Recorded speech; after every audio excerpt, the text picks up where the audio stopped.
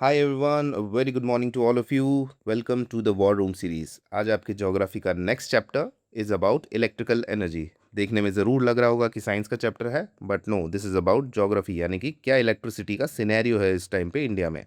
Electricity scenario मतलब कौन से डिफरेंट सोर्सेज हैं, for example solar, wind, nuclear, जो आप सुनते रहते होंगे। ठीक है, उनसे रिलेटेड जो भी इंपॉर्टेंट डेटा, उनसे रिलेटेड जो भी उनके पावर प्लांट्स हैं, वही सब हमको आज याद करना है। ओके, देखो, स्टार्ट करने से पहले अगर आप इस पर्टिकुलर चैप्टर को किसी बुक से पढ़ोगे, फॉर एग्जांपल घटना चक्र हो गया है, कोई भी अदर बुक, तो it will always be outdated, because इसका डेटा एवरी ईयर ऑब्वियस सी बात है चेंज होगा। फॉर एग्जांपल अब जैसे लास्ट ईयर उन्होंने दे दिया होगा आपको लास्ट टू लास्ट ईयर का data, total installed capacity of solar power कुछ दे दिया इन गीगावाट्स। अब ऑब्वियस सी बात है एक दो साल के अंदर उसमें कुछ चेंजेस आएंगे, डिफरेंट गवर्नमेंट स्कीम्स आ रही हैं, तो और ज़्यादा रिन्यूएबल एनर्जी पे हमारा फोकस है, तो वो इंक्रीज़ हो जाएगा, ऑब्वियस सी बात है। ठीक है, तो we have taken the latest data that is till June 2026। इसमें भी क्या है, आपको एक कैच मिलेगा, जैसे मैंने अपने हर प्रीवियस लेक्चर में बताया, कोई भी करंट अफेयर बेस्ड आप चीज़ देखते हैं तो उसमें आपको कैच दिखेगा, different ministries, different data sources. तो इसमें क्या है, देखो, सेंट्रल इलेक्ट्रिसिटी अथॉरिटी ने अपना डेटा दिया है जून 2026 तक का। ठीक है, उसके अकॉर्डिंग ही हम पूरी पढ़ाई करेंगे। अब क्या हुआ है, ministry of new and renewable energy ने अपना 1 जुलाई में डेटा दिया है। ठीक है, तो इन्होंने क्या किया है, सीईए ने, तो कि सबका दिया है, वो be it fossil based, non fossil based, renewable, non renewable, but अब ministry of new and renewable है। ठीक है, तो उनका ज़्यादातर फोकस किस पे रहता है, रिन्यूएबल एनर्जी सोर्सेज पे। तो उन्होंने सिर्फ उतना ही डेटा दिया है। अब ऑब्वियस सी बात है इसमें कुछ चेंजेस आए होंगे 1 महीने के अंदर, तो यही डिफरेंस आपको अलग अलग सोर्सेज में दिखता है।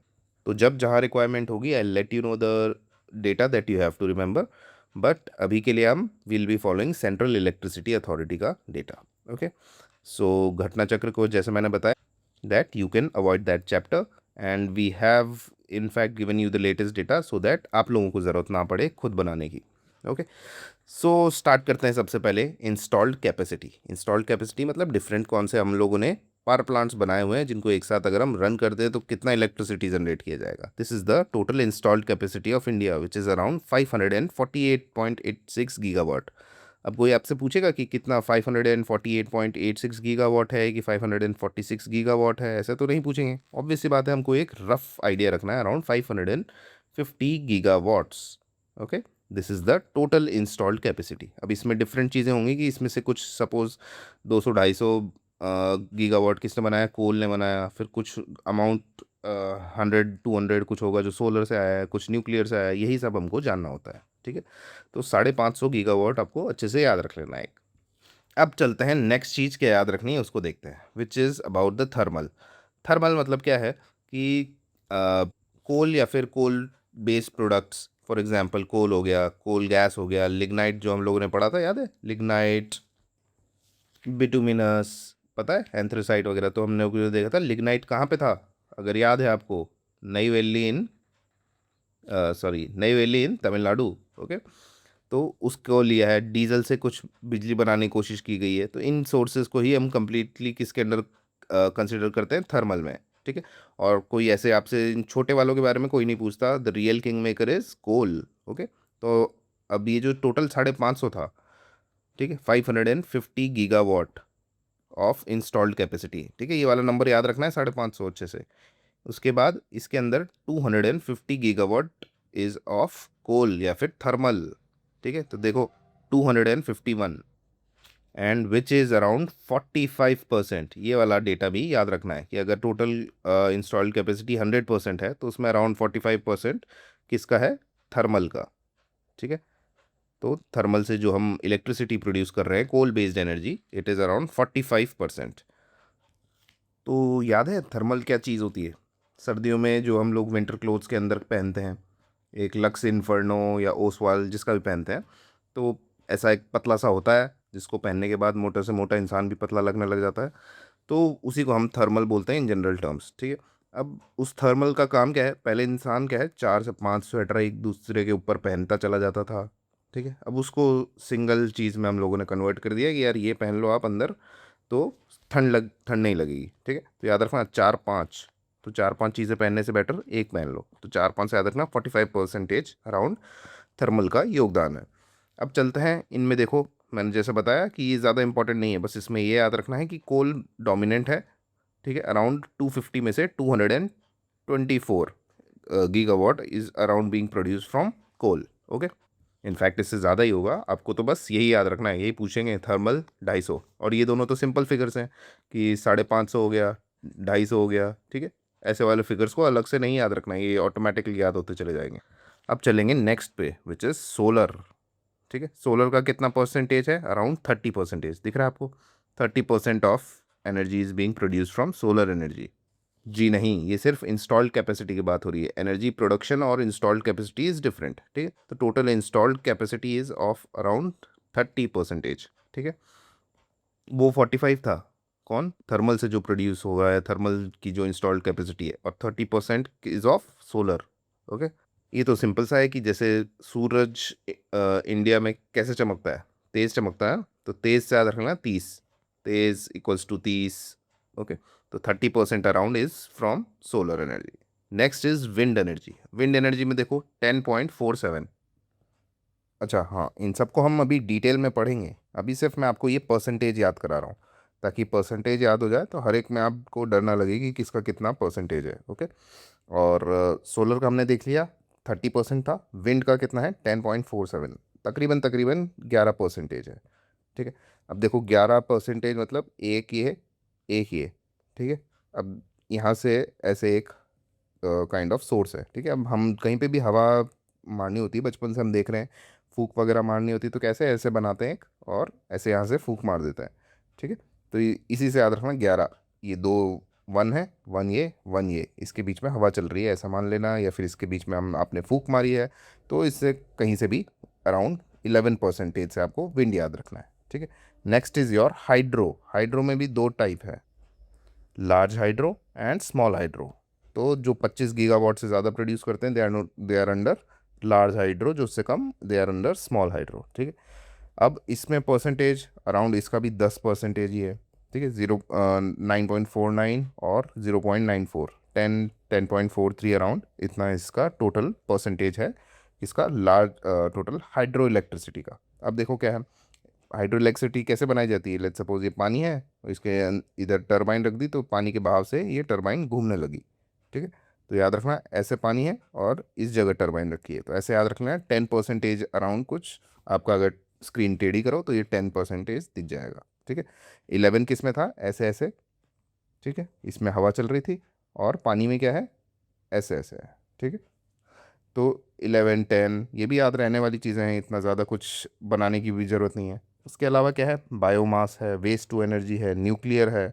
न्यूक्लियर का इंपॉर्टेंट है, याद रखना 1.60%। कैसे याद रखोगे? कि एक न्यूक्लियर बम है, उससे एक साथ पूरी पृथ्वी को तबाह किया जा सकता है, ठीक है। एक साथ से याद रखना, एक साठ, ठीक है, 1.60, ओके। ये अपना न्यूक्लियर एनर्जी का टोटल इंस्टॉल्ड कैपेसिटी है अराउंड 1.60%। अब इसमें आपको क्या दिखा कि टोटल रिन्यूएबल जो एनर्जी है उसका जो installed capacity it is around 52, यानी कि टोटल नॉन फॉसिल है अराउंड 54। रिन्यूएबल और नॉन फॉसिल में मतलब क्या है? रिन्यूएबल जो प्योर ऐसे हों, जैसे कि solar, wind, hydro, biomass, waste to energy, ये सब क्या है? रिन्यूएबल एनर्जी सोर्सेस हैं। बट क्या ये फॉसिल फ्यूल बेस्ड हैं? सिर्फ ये देखो, न्यूक्लियर है, इसको ये तो नहीं कह सकते ना कि रिन्यूएबल सोर्स ऑफ एनर्जी है, बट ये फॉसिल फ्यूल भी तो नहीं है, कोई कोयल वगैरह भी तो नहीं है। तो इस वजह से इसको अलग एक क्राइटेरिया में रख दिया है कि नॉन फॉसिल मतलब क्या होता है? जो रिन्यूएबल एनर्जी है प्लस न्यूक्लियर, इन दोनों को मिला के नॉन फॉसिल बोलते हैं, ठीक है। और रिन्यूएबल क्या है? अपने यही सोलर विंड वगैरह, जो किसी नॉन रिन्यूएबल सोर्सेज को यूटिलाइज नहीं कर रही है, ठीक है। अब एक और चीज़ क्या याद रखनी है आपको, कि यहाँ पे ये जो डेटा दिया है नॉन फॉसिल का 297, ठीक।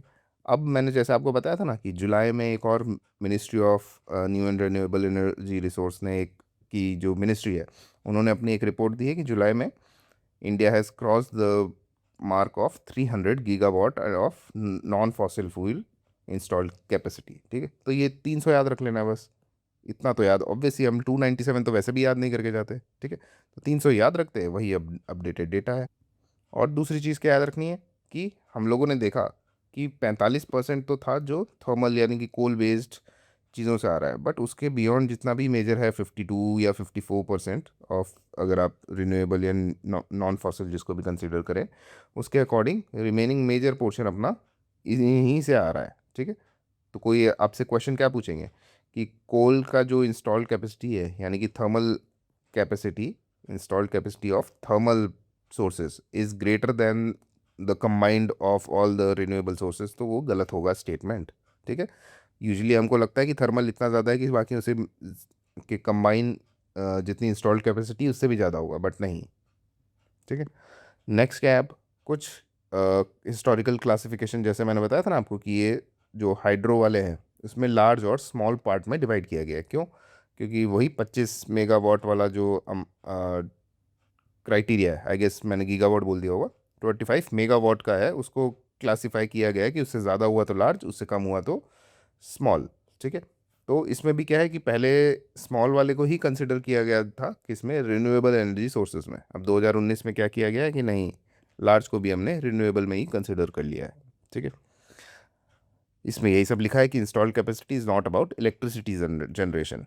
ठीक है, अब देखते हैं कि जो थर्मल पावर है जिसमें हम लोगों ने देखा ना डिफरेंट अदर चीज़ें भी हैं, जैसे कोल है, गैस है, लिग्नाइट है। ठीक है, तो इन सब में मैंने आपको बताया आपको किसका याद रखना है, मेजरली कोल का याद रखना है। ठीक है, कि इन सब में अराउंड 90% अराउंड कोल का ही डोमिनेंस है, तो बाकियों को क्यों याद रखें, कोई पूछता भी नहीं है। ठीक है, अब इसके अलावा क्या है कि एक पॉइंट याद रखना है कि the national thermal power point NTPC was established in 1975। कैसे याद रखोगे कि देखो ये वही वाला एरा है जिस टाइम पे इमरजेंसी लगाई गई थी। ठीक है, अब इमरजेंसी में क्या किया गया कि सबको बोल दिया था अपने घर में रहो चुपचाप। अब घर में रहेंगे सब तो क्या है, इलेक्ट्रिसिटी का कंजम्पशन बढ़ेगा, तो इस वजह से let's suppose national thermal power corporation को 1975 के दौरान ही इस्टेब्लिश किया गया। ठीक है, अब कुछ मेजर थर्मल पावर प्रोजेक्ट्स हैं।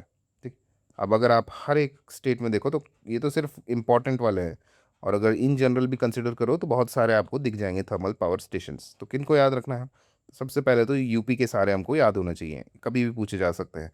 सिंगरौली, रिहांद, अनपरा, टंडा, दादरी, ओबरा और हरदुआगंज। और याद रखने का तरीका क्या है, पहले तो याद रखो सात। ठीक है, सात, या तो डोरी याद रख लो। ठीक है, साथ में डोरी से बंधे हुए हैं सारे पावर प्लांट स्टेशन, या फिर ऐसा याद रख लो सात, सात डोरी, सात डोरे, ऐसा कुछ याद रख लो। ठीक है, बटाइल से सात डोरी याद रखो। सात क्या है, एस से आपका सिंगरौली, ए से आपका अनपरा, टी से आपका टंडा, एच से है आपका हरदुआगंज, और डोरी में डी क्या है, डी से आपका कौन सा है, दादरी। ओके, ओ से है आपका ओबरा, और री से रिहांद। ठीक है, अब आपका काम क्या है, आपका काम है कमेंट सेक्शन में लिखेंगे कि हर एक का कौन सी डिस्ट्रिक्ट में है कौन सा थर्मल पावर स्टेशन। बता रहा हूँ काफ़ी इंपॉर्टेंट है, एटलीस्ट यूपी का तो याद रख ही लेना। अब बाकी डिफरेंट एग्जामिनेशंस में उसके अकॉर्डिंग पूछे जाते हैं, जैसे एमपी पीसीएस में ऑब्वियस सी बात है वो एमपी का ज़्यादा पूछेंगे, संजय गांधी। यूपी में ऐसा नहीं है, यूपी में क्या है डिफरेंट स्टेट्स का भी पूछ याद करना पड़ेगा, क्योंकि वो ऐसा इतना ज़्यादा यूपी स्पेसिफिक नहीं पूछते, बट यूपी स्पेसिफिक फिर भी अच्छे से याद रखने हैं हमको। सात डोरी। ओके, मध्य प्रदेश में क्या है, विंध्याचल सतपुरा, याद करने की जरूरत है नहीं, देखते ही पता लग रहा है विंध्याचल कहाँ है, सतपुरा कहाँ है। ठीक है, apart from this Sanjay Gandhi याद रख लो बस एक। अब संजय गांधी है, अभी हम लोगों ने देखा 1975 का टाइम है, इमरजेंसी का टाइम। ठीक है, सबको घर में भेज दिया तो एनटीपीसी खोल दी गई। एनटीपीसी खोला गया तो क्या हुआ, अब सब लोग घर के अंदर रहने लगे। अब घर के बाहर जो निकल रहे थे उसको याद है, अगर आप लोगों ने थोड़ा बहुत भी मूवीज़ वगैरह में देखा हो या बुक्स में पढ़ा हो, तो संजय गांधी जो थे उस टाइम पे वो लोगों को पकड़ पकड़ के मेल्स की नसबंदी करा दे रहे थे, तो एकदम लोगों को लग रहा था कौन पागल है ये, तो मैड से याद रखना संजय गांधी। ठीक है, नेक्स्ट है छत्तीसगढ़। छत्तीसगढ़ के भी फेमस हैं कोरबा, सिपात, हसदेव, सबसे इम्पोर्टेंट कोरबा। अब देखो क्या है, अगर आप नोटिस करो छत्तीसगढ़ में, तो अगर आपका किसी से 36 का आंकड़ा है यानी कि किसी से आपकी लड़ाई है, तो उसके सामने कैसे एकदम सीरियस रहना पड़ेगा, ऐसा थोड़ी है नहीं कि हंस दोगे उसके सामने, तो हंस दो से हंस दियो तो याद रहेगा ही। तो हंस दियो से ही सिर्फ इतना याद रख लो, ह सी को, हंसी को कंट्रोल करना पड़ेगा जिसके आगे 36 का आंकड़ा है, ये नहीं कि वहाँ पे हंसते खेलते पहुंच गए। ठीक है, तो ह सी को। ठीक है, हंसी को कंट्रोल रखना पड़ेगा जब भी 36 का आंकड़ा होगा। Next is Orissa. उड़ीसा में एक ही इंपॉर्टेंट है, तालचेर। इसको इनफैक्ट याद करने की ज़रूरत भी नहीं है, और अगर नहीं याद है तो ऐसे याद रख लो। कैसे? ओडिशा हम लोग किससे लिंक करते आ रहे हैं बार बार? दिशा से। ठीक है, तो अगर आपसे किसी ने कोई दिशा पूछ ली कि भैया बता दो नॉर्थ ईस्ट किस साइड है, इधर कौन सी दिशा में जाना सही रहेगा, तो आप क्या करोगे? एक टॉल सी चेयर के ऊपर जाके खड़े हो जाओगे और देखोगे उसके उधर से इधर चले जाओ भैया। ठीक है, उसको डायरेक्शन दे दोगे, उसको दिशा बता दोगे। तो टॉल सी चेयर पे जाके खड़े होकर डायरेक्शन देना। Next is your Bihar. Bihar में देखो ये सब नाम इम्पॉर्टेंट हैं बट फॉर बीपीएससी। ठीक है, तो जो बच्चे अगर बीपीएससी के लिए भी तैयारी कर रहे हैं, आप लोगों का फ़र्ज़ है कि इसको याद रखना। तो बेस्ट होगा तरीका क्या, कि हम सब जानते हैं कि बिहार में क्या है। बिहार में आपके कोसी है। कोसी है जो बहुत ज़्यादा बाढ़ लेके आती है। तो एक नया सा टाउन बनाया, ठीक है, बिहार ने। उसका नाम क्या रखा? New town. ठीक है, अब न्यू टाउन में क्या हुआ? कोसी आई, तबाह करके चली गई। बाढ़ आई, बाढ़ ने सब तबाह कर दिया। तो नए टाउन से उसको क्या है, गांव बना दिया गया, क्योंकि तबाही हो गई थी। तो याद रखना, एक नया गांव, नया टाउन बनाया, नबी नगर। ठीक है, बाढ़ आई तो बाढ़ से बाहर रखेंगे याद। ठीक है, इन दोनों की वजह से क्या हुआ? नए टाउन में बाढ़ आने की वजह से क्या हुआ? वो गांव बन गया, और लोग बोल रहे हैं का हाल कर दिया, बताइए। ठीक है, तो का हाल गांव से याद रख लेना, का हाल कर दिया। अब देखिए नेक्स्ट क्या है, झारखंड में। झारखंड के भी ये सारे इंपॉर्टेंट हैं जिनको झारखंड पीसीएस अब दो जो दोबारा होने वाला है उसको देना है। तो सबसे इम्पोर्टेंट पतरातू है, और कोडरमा वगैरह तो आपने पढ़ा ही था। ठीक है, अब चंद्रपुरा और करणपुरा, इन दोनों का तो नाम सिमिलर है, तो बस पतरातू वगैरह याद रख। और इसको तो देखते ही दिख जाएगा आपको कि झारखंड में क्या आ रहा है, झड़। और कौन झड़ते हैं? पत्ते झड़ते हैं, तो कौन झड़ गया? पत्ते। पतरातू से पत्ते याद रखना है, झड़ जाने से झारखंड। नेक्स्ट है आपका वेस्ट बंगाल। वेस्ट बंगाल में फ़रक्का इज़ इम्पॉर्टेंट। ठीक है, तो वेस्ट बंगाल ये तो काफ़ी कॉमन भी है, तो इसको ऐसे ही याद रख लो। अदरवाइज़ नहीं तो इसके लिए भी ट्रिक ही चाहिए, तो याद रखो वेस्ट बंगाल हमारे से सबसे फार में ही मिलता है हमेशा। देखो नॉर्थ ईस्ट वाला रीजन है, उसमें आसाम वगैरह को भी टच करके आ जाएगा। ठीक है, इधर उसके बे ऑफ बंगाल भी है, तो सबसे फार कौन है? अपना वेस्ट बंगाल ही है। ठीक है, उसके बाद है गुजरात। गुजरात में Ukai is the important one. तो आप लोगों ने सुना होगा यूके बेस्ड एक कौन है, आप सभी की फेवरेट, जो बार बार याद करवाई जाती है आपको, ईस्ट इंडिया कंपनी। ठीक है, ईस्ट इंडिया कंपनी के बारे में एक चीज़ आप बार बार सुनते होंगे अब, कि उसको किसी गुजराती ने अब परचेज़ कर लिया है। तो जिस ईस्ट इंडिया कंपनी ने हमारे ऊपर रूल करवाया था, ठीक है, उस ईस्ट इंडिया कंपनी को एक गुजराती ने परचेज़ कर लिया है। ठीक है, तो यूके आई कौन? गुजराती। ठीक है, यूके आई अब इंडिया के अंदर बाय गुजराती। ठीक है, अपार्ट फ्रॉम दिस महाराष्ट्र में देखो क्या है। महाराष्ट्र में एक इम्पॉर्टेंट है विच इज़ दभोल। ठीक है, बाकी चंद्रपुर में और इसमें चंद्रपुरा, इनमें कंफ्यूज नहीं होना है। ठीक है, उसके अलावा देखो तेलंगाना में क्या है, देखो ये दिख रहे हैं आपको नाम, रामगुंडम, काठगुडेम, सिंगरेनी और यदा यादाद्री। बट सबसे इम्पोर्टेंट सिंगरेनी भी है, और वैसे कोठागुडेम भी और रामगुंडम भी। इन दोनों में तो दिख जाएगा कि कोई एटलीस्ट साउथ इंडियन स्टेट है, इतना तो पता लग जाएगा। अब इसमें याद रखना है आपको अच्छे से कि ये तेलंगाना की बात हो रही है। ओके, और these are comparatively on similar lines, Ramagundam और कोठागुडेम। ठीक है, अब याद रखने की चीज़ है सिंगरेनी। अब देखो तेल लगा रहे हैं अंग पे, ऐसा लग रहा है तेलांगना। तो तेलांगना ये क्या है? एक तरीके से श्रृंगार का ही एक दूसरा टाइप है। अर्लियर टाइम्स में कि कोई भी आप काम करते थे अपने बॉडी के ऊपर, इट इज़ कंसिडर्ड अंदर द श्रृंगार प्रोसेस। तो सिंगरेनी से याद रखना है, श्रृंगार कर रहे हैं कैसे? तेल वेल लगा के बॉडी पे। ठीक है, ये जो मैं बोल रहा हूँ इक्का दुक्का हर एक में, ठीक है, ये आपकी किसी बुक वगैरह में नहीं मेंशन है, बट जो आपकी डिफरेंट एग्जामिनेशन हैं उनमें पूछी गई हैं, तो इनको मार्क करते हुए चलो। ठीक है, उकाई इन गुजरात, फरक्का इन वेस्ट बंगाल। ठीक है, ये तीनों हम लोगों ने बिहार में पढ़े थे। Similarly Singareni in Telangana. Andhra Pradesh is not important. Tamil Nadu का नईवेली बहुत इंपॉर्टेंट है, हर बार देख लिया हम लोगों ने। लिग्नाइट याद है? ओके, और बाकी राजस्थान में कोटा है, जहाँ पे आपका एनटीपीसी है। ठीक है, सिमिलरली छोटे मोटे अपने काले सिंध में है, छबड़ा में है, अंता में है, ये सब important for R S examination. ठीक है, तो जितने ऊपर बताए हैं उनको अच्छे से याद कर लो, बाकी जो इक्का दुक्का होंगे you will be able to eliminate them. फिलहाल के लिए चलेंगे हम न्यूक्लियर एनर्जी पे। न्यूक्लियर एनर्जी मैंने बताया क्या याद रखना है, एक साथ किसी को भी तबाह कर सकते हैं, तो 1.60%। ओके, और 8.78 गीगावाट याद रखना चाहें तो, but not an important thing to remember. एक साथ याद रखो। ठीक है, जो काम की चीज़ होगी बता दी जाएगी। अब देखो क्या लिखा है इसमें, इसमें लिखे हैं important nuclear power stations, Maharashtra, Rajasthan, और इसमें और ये मैप में उनको शोकेस किया गया है। तो क्या सारे इसमें याद रखने हैं? यस, इंपॉर्टेंट है। तो देखो महाराष्ट्र में कौन सा है? Tarapur power station. तो देखो दोनों सिमिलर नेम है, थारा और मारा, ठीक है, महाराष्ट्र थारा, ठीक है। राजस्थान में कौन सा है? रावत भाटा भी लिखा सकता है, कोटा भी लिखा सकता है, तो याद रखना। तो देखो यहाँ पे जैसे तारा और थारा और महारा था, वैसे इसमें भी राजस्थान का राज है, यहाँ पे रॉ है, रावत भाटा में भी रॉ आ रहा है, तो रारा, मारा, थारा, ये सब चल रहा है राजस्थान और महाराष्ट्र में। तो तमिलनाडु में क्या है? तमिलनाडु में क्या है, उसने बोला कि तू मिल, उसने बोला कल पक्का मिलूंगा, आज थोड़ा बिजी हूँ, तो कल पक्का में याद रखना है आपको, तमिलनाडु में है। अब यहाँ पे याद रखने की चीज़ एक और है, ये देख लेना है कि कल्पक्कम किस जगह है, ऊपर की साइड है थोड़ा, और कुंडनकुलम इस जगह पे है। कैसे याद रखोगे? देखो ये जो श्रीलंका है, ये एकदम कान के कुंडल की तरह इंडिया के इस जगह पे रखा है, तो कुंडल की तरह कौन है? ये कुंडल की तरह ही लगता है ना, लड़कियां जो कुंडल पहनती हैं कान में, ऐसे होती हैं, ठीक है। तो उस जगह पे हमारा कुंडनकुलम है, और दोनों तमिलनाडु में ही है लगभग, ठीक है, लगभग क्या तमिलनाडु में ही है, बट यहाँ पे इसने आंध्र प्रदेश में शोकेस किया हुआ है, ठीक है। तो इसको करेक्ट कर लेना, इस जगह पे बना लेना। नेक्स्ट क्या है हमारा? नेक्स्ट है हमारा यूपी में कौन है? नारोरा एटॉमिक पावर स्टेशन। तो अब देखो यूपी पीसीएस का एग्ज़ाम है, तो यूपी पीसीएस के एग्ज़ाम में कौन डोमिनेट करता है, मतलब पॉपुलेशन वाइज कौन है, मेल्स हैं कि फीमेल्स हैं? अब देखो मेल्स और फीमेल्स आपको एक ही एग्जामिनेशन दिखेगा जिसमें इतने ज़्यादा इक्वालिटी है, equality in terms of the participation, ठीक है।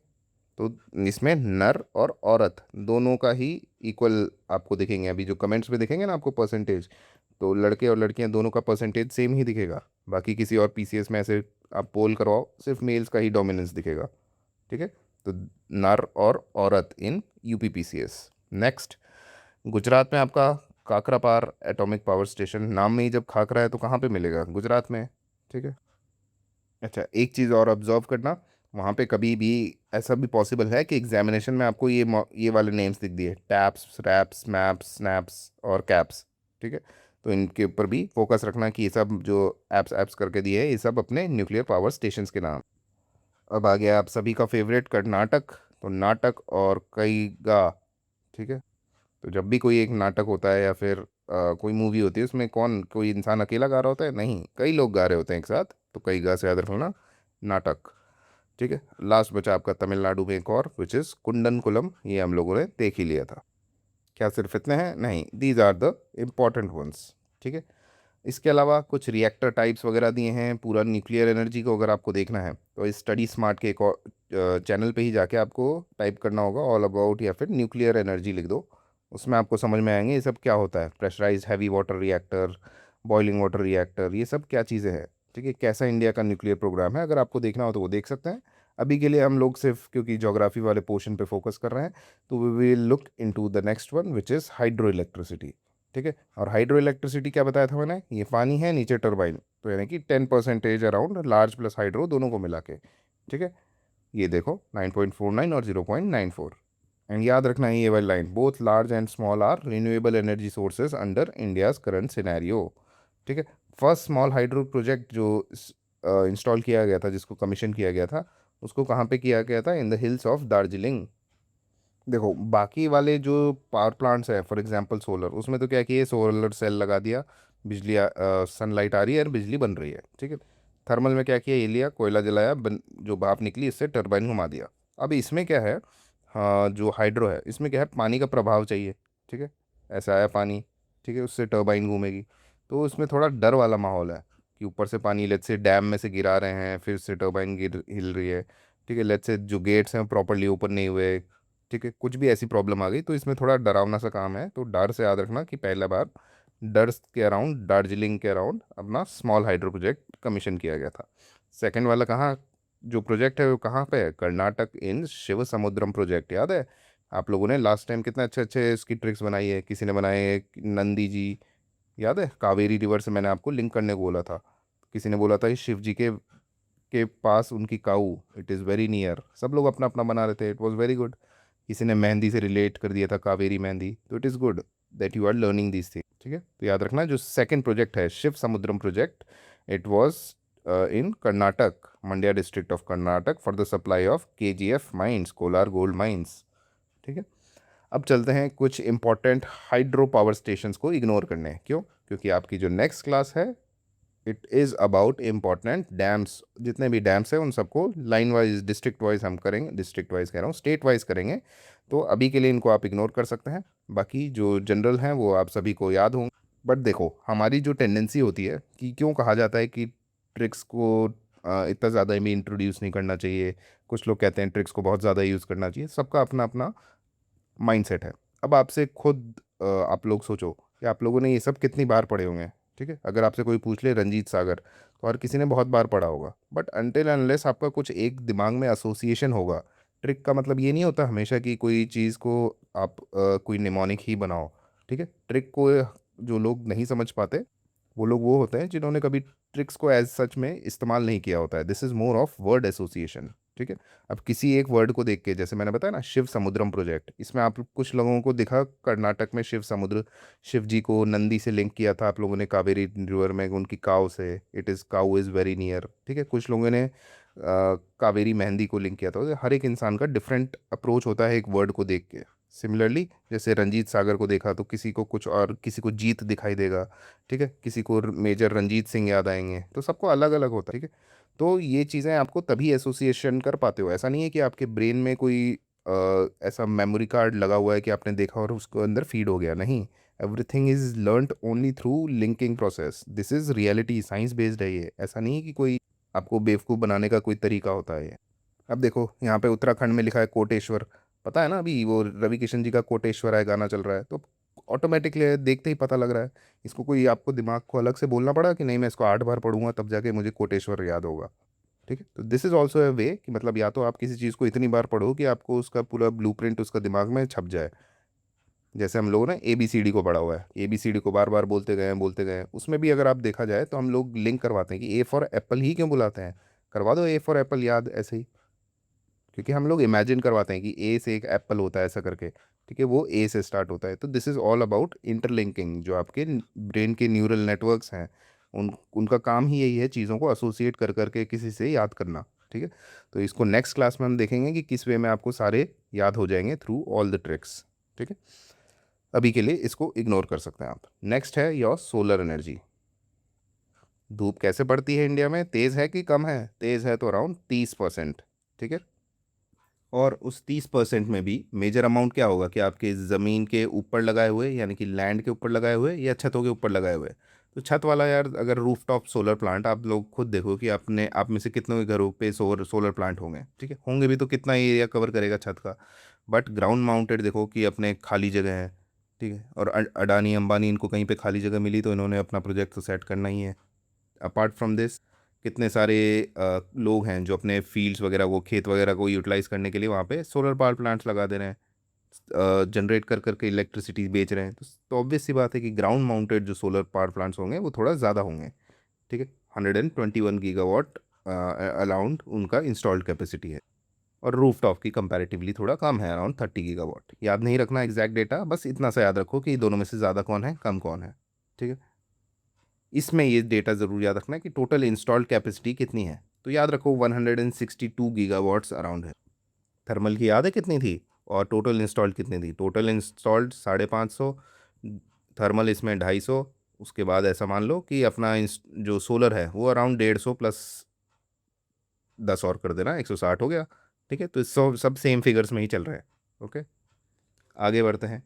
आगे बढ़ने पे देखा जा रहा है कि important solar project state wise जो पूछे जाते हैं, अभी तक तो इतने ज़्यादा नहीं बट स्टिल, जैसे राजस्थान का भदला सोलर पार्क। अब देखो इसमें क्या है, जो राजस्थान का भदला सोलर पार्क है, it is also known as the largest solar park. अब आपको इसमें डिफरेंट अलग डेटा दिखेगा क्या कि नहीं सर हमने तो कुछ और पढ़ा था, खावड़ा वगैरह है ये खावड़ा। बट ये क्या है, ऑपरेशनल की बात चल रही है, जो अभी फुली ऑपरेशनल है उसमें Bhadla solar park is the largest one. हाँ, अगर कंप्लीट हो जाएगा तो most probably Khavda is likely to be the one which is of greater capacity. कौन सा? खावड़ा। ठीक है, अब गुजराती में यही सब बात मिलेगा आपको, खावड़ा मिल गया, कभी खाखरा मिल गया। ओके, तो देखो अभी तक क्या था कि राजस्थान को ऐसे मिसट्रीट किया जा रहा था कि भाई तुम लोग तो सिर्फ डेजर्ट हो, ये वो, कोई ज़्यादा उसके ऊपर इन्वेस्टमेंट वगैरह भी नहीं करता था। तो राजस्थान का बदला आया कि भाई मेरे पास डेजर्ट है, अब लो उसी में सोलर पावर प्लांट्स वगैरह लगाओ, लार्जेस्ट मेरे पास आ गया है, तो राजस्थान का बदला। ठीक है। कर्नाटक का पवगाड़ा सोलर पार्क। देखो, अब लास्ट टाइम हम लोगों ने कर्नाटक में क्या देखा था, कर्नाटक में कोई अगर आप नाटक वगैरह देखने गए थे तो बाहर ही खाना खाया था, जब ये आप बाहर मूवी वगैरह देखने गए थे। अगर आपको घर के अंदर देखना हो तब क्या होगा, अगर कर्नाटक वगैरह घर के अंदर देखा तो सबने अपना अपना गद्दा बिछाया और मस्त पाँव फैला के उसको देखने लगे, तो पाँव वाँव फैला के गद्दे पे इन स्टार्टेड वॉचिंग द नाटक। नेक्स्ट आंध्र प्रदेश, ये तो Kurnool ultra mega solar project, simple सा उसके सिटी के बेस पे नेम है। नेक्स्ट है मध्य प्रदेश में रेवा अल्ट्रा मेगा सोलर पार्क, तो रेवा याद रखना है, मध्य प्रदेश में है। और कैसे याद रखोगे, देखो रेवा वर्ड ऐसा लग रहा है आप सभी को, क्या जो आप लोग नहीं करते हो, रिवाइज। ठीक है, रिवाइज से रेवा याद रखना, और रिवाइज करने में एकदम पागल से हो जाता है, तो मैड से याद रखना रिवाइज। नेक्स्ट गुजरात का हमने खाखड़ा खावड़ा ये सब देख ही लिया है, अब ये सब इंपॉर्टेंट नहीं है। इसके बजाय इंपॉर्टेंट ये है कि आप लोग बताएंगे कि इंडिया में क्या कोई फ्लोटिंग सोलर पावर प्लांट भी है, और इंडिया का लार्जेस्ट कौन सा है। ठीक है। नेक्स्ट की तरफ चलते हैं, विंड एनर्जी।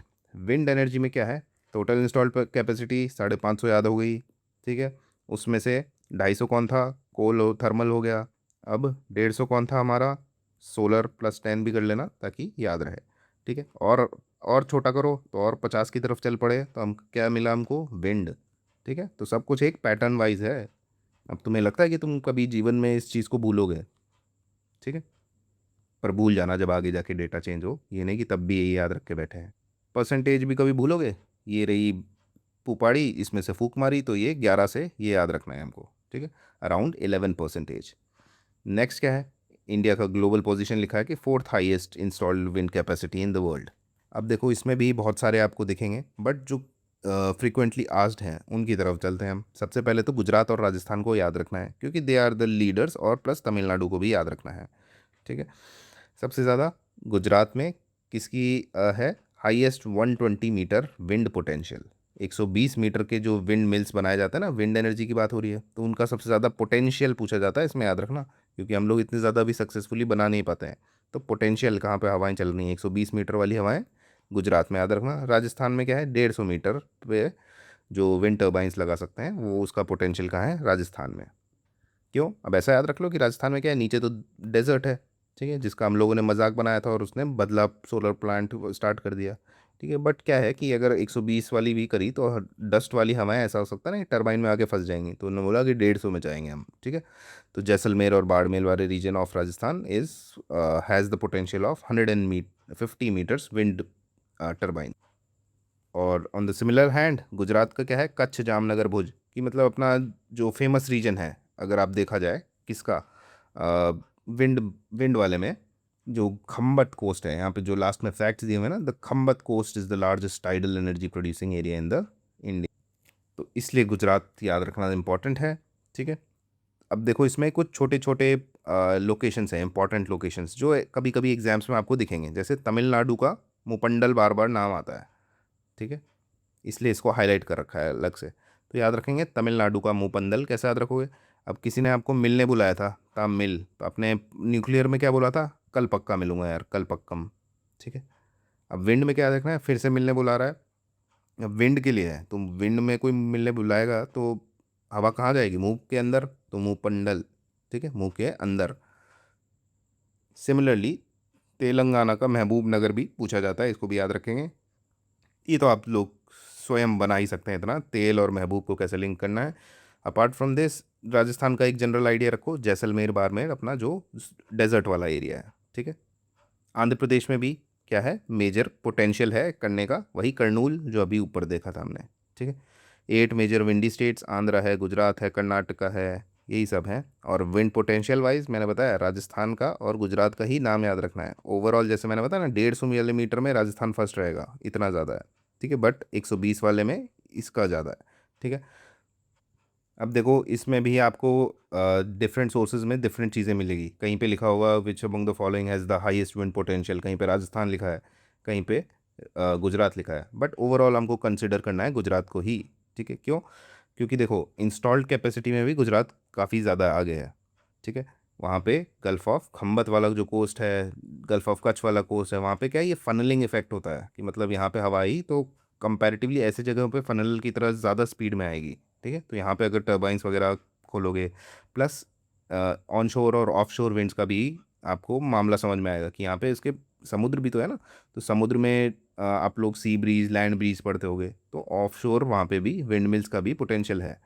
ठीक है, तो याद रखना गुजरात को कंपैरेटिवली आप फर्स्ट पे रखेंगे, और ऑब्वियस सी बात है दोनों एकदम क्लोज हैं तो स्वैप करते रहेंगे पोजीशंस, कोई एक फिक्स आंसर अभी के लिए नहीं है। ठीक है, प्लस ये देखो इंडिया ऑफशोर विंड फोकस कहाँ पे रहेगा, जो ऑब्वियस सी बात है जो जिनके पास बीचेस वगैरह हैं, तो गुजरात और तमिलनाडु का ऑफशोर में काफ़ी ज़्यादा पोटेंशियल भी है और फोकस भी है।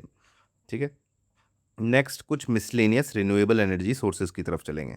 जैसे सबसे पहले आपको दिखेगा बायोमास। ठीक है, ये दोनों बायोमास के अंदर आ रहे हैं, बट इसमें एक वर्ड आ रहा है बगैसे, बगैसे का को जेनरेशन। अब बगैसे कौन चीज, तो जो गन्ने की मशीन होती है देखी होगी आपने, लेट्स से ऐसी मशीन है, ऐसा है और एक ऐसा है, इसके बीच में गन्ना डालता है। ठीक है, तो गन्ने को डाला, उसके बाद इधर से उसके जूस निकल गए भैया, तो इसके बाद एक कचरा सा बचता है ना, कि जो हस्क टाइप होता है, जो ड्राई वेस्ट होता है शुगर केन का, that is known as bagasse.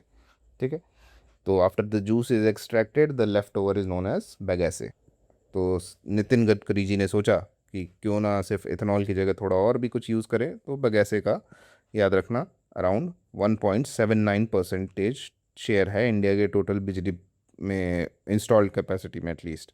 ठीक है, अगर आप नोटिस करें न्यूक्लियर कितना था, 160, उससे भी ज़्यादा इज़ ये गडकरी जी।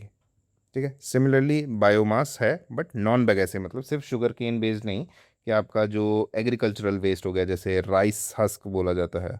ठीक है, राइस हस्क हो गया, स्ट्रॉ हो गया, वो भी कंपैरेटिवली उससे भी थोड़ा बहुत उत्पादन हो सकता है बिजली का, कुछ इंस्टॉल कैपेसिटी की गई है, तो 0.19।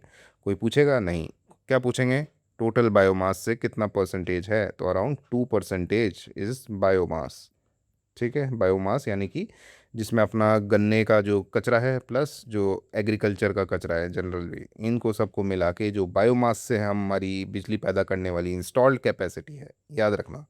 ठीक है, कितना है, 2%। कैसे याद रखोगे, अब बायो की बात हो रही है, बायो में तो हमेशा दो लोगों की ज़रूरत पड़ती ही है। Okay, next is your waste to energy, और इसमें भी दो पार्ट दिए हैं, ग्रिड कनेक्टेड एक ऑफ ग्रिड।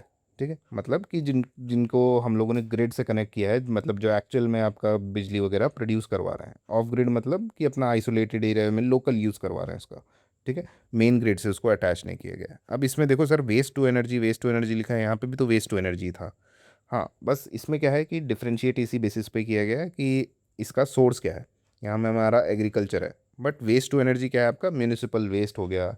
ठीक है, उसके अंदर भले ही आपका थोड़ा बहुत फूड वेस्ट आ सकता है, अर्बन वाला आ सकता है, ठीक है, प्लास्टिक वगैरह, हाउस होल्ड का ट्रैश है, सब कुछ मिक्स रहता है। तो ये वेस्ट टू एनर्जी है। ठीक है, वो प्रॉपर अपना क्या था, एग्रीकल्चरल वेस्ट था। ठीक है, परसेंटेज इसका आप देख सकते हो, 0.06 और 0 पॉइंट अराउंड 1%। ठीक है, कितना है, 0.1, हाँ, तो 0.16% टोटल है जिसको हमको याद नहीं रखना है। ठीक है, क्यों, क्योंकि इन चीज़ों के ऊपर कोई नहीं पूछेगा। अब देखो यहाँ पे हमारे जिनके ऊपर खूब ज़्यादा शोर शराबा होता है, टाइडल एनर्जी, वेव एनर्जी, जियो थर्मल, ओटेक, तो इनसे इनका पोटेंशियल खूब है, but installed capacity zero, tidal wave का भी ज़ीरो, जियो थर्मल का थोड़ा बहुत है, बट कोई इंस्टॉल्ड कैपेसिटी नहीं है कोई। ये सब पोटेंशियल की बात हो रही है। ठीक है, 10 गीगावाट का पोटेंशियल है, इंस्टॉल वगैरह हम लोग सिर्फ खाना वगैरह गर्म करने में इन सब में ही यूज़ करते हैं। We don't utilise the resources in better और एफिशिएंट मैनर। ओटीईसी क्या है, ओशन में जो थर्मल डिफरेंस होता है कि कहीं गर्म पानी है कहीं ठंडा पानी है, उनमें डिफरेंस आया, उसके थ्रू हम टरबाइन को यूज़ कर पाएँ। ठीक है, तो ओटीईसी ये भी हमारा 0% है। तो tidal, wave, geothermal, OTEC are negligible और have no commercial scale installed electricity capacity. अब यहाँ पे दो चार फैक्ट्स हैं, इनको भी गो थ्रू कर लो कि Rajasthan has the highest potential of solar energy. वाह भैया, हमने तो उसके बदले देख लिया, आप लोग गंदा सा पॉइंट बता रहे हैं अभी। The Khambhat coast is the largest tidal energy producing area in India. तो ऐसे भी याद रख लो कि जब ठंडी हवाएं चलती है तो आप लोग क्या ओढ़ते हो, कंबल। तो वैसे याद रख लो, कंबल और टाइडल एनर्जी, विंड एनर्जी, दोनों के केस में खम्बत कोस्ट और कच्छ कोस्ट, इनका नाम आप सुनते रहें। ठीक है, यहाँ पे टाइडल एनर्जी के लिए बोला गया है। अरे जो मैं यहाँ पे बता रहा था ना कि ये विंड का यहाँ पे देखो टाइडल एनर्जी, ओवरऑल कहने का यही मतलब है कि लेट्स से कोई भी ऐसा शेप होता है ना फिजियोग्राफिक, जो आपकी लैंडस्केप है वो आपका डिसाइड करेगी कि किस वे में आप उसको यूटिलाइज कर पाओगे। तो अब किसी चीज़ का भी शेप ऐसा है, फनलिंग इफेक्ट होता है, any fluid will be which will be passing through any constructed place will have this kind of effect. ठीक है, जैसे हम लोग सुनते हैं कि चेरापूंजी, मौसिनराम, ये वाला एरिया में क्यों इतनी ज़्यादा बारिश होती है, क्योंकि वहाँ पे भी फनलिंग इफेक्ट होता है, जो आपकी बे ऑफ बंगाल वाली ब्रांच जाती है मानसून की। ठीक है, तो उसमें क्या है, उस पर्टिकुलर एरिया में ऐसे जो पहाड़ियाँ हैं इस वे में है कि एकदम फनल इफेक्ट होने की वजह से ज़्यादा बारिश होती है। सिमिलरली हवाओं का भी यही होगा, टाइडल एनर्जी का भी क्या होता है, अगर आपने बे ऑफ फंडी के बारे में कभी सुना है, ठीक है, तो वो ऐसा बे है कि इस टाइप का। ठीक है, अब इसमें टाइड्स का प्रेशर, इधर का भी प्रेशर लगेगा, इधर का भी प्रेशर लगेगा, तो ऊंची टाइड्स आएंगी। तो टाइडल एनर्जी हो, विंड एनर्जी हो, हमेशा ऐसी जगहों पे ही पाई जाएंगी। ठीक है, नेक्स्ट है Rampura, situated in UP, became the first village in India to have its own solar power plant. वाह भैया, तो यूपी है तो राम जी का पूरा क्रेडिट मिलेगा ही। ठीक है, तो सोलर पावर प्लांट रामपुरा में याद रखेंगे। नेक्स्ट, ऊर्जा गंगा प्रोजेक्ट। ठीक है, एक गैस पाइपलाइन प्रोजेक्ट है, 2016 में मोदी जी ने लॉन्च किया था। अब इसमें क्या है कि बस अपना नाम से पता लग रहा है, ऊर्जा की गंगा। ऊर्जा मतलब अपना जो भी एनर्जी है उसको ट्रांसफ़र किया जाएगा फ्रॉम यूपी टू उड़ीसा। इसका बहुत वैसा भी नाम है कि Jagdishpur, Haldia, Bokaro, Dhamra natural gas pipeline. ठीक है, तो इन जगहों से जाएगी और तकरीबन 2500 किलोमीटर लंबी पाइपलाइन रहेगी। ठीक है, तो इट इज़ अंडर कंस्ट्रक्शन, 2016 में इसको लॉन्च किया गया था, याद रखना, from Orissa to UP and along the बीच में जो भी आएंगे उनको भी फ़ायदा होगा। नेक्स्ट है Daman and Diu and Dadra and Nagar Haveli became the first union territory of India to run 100% on solar energy. जी नहीं, बिल्कुल गलत बात।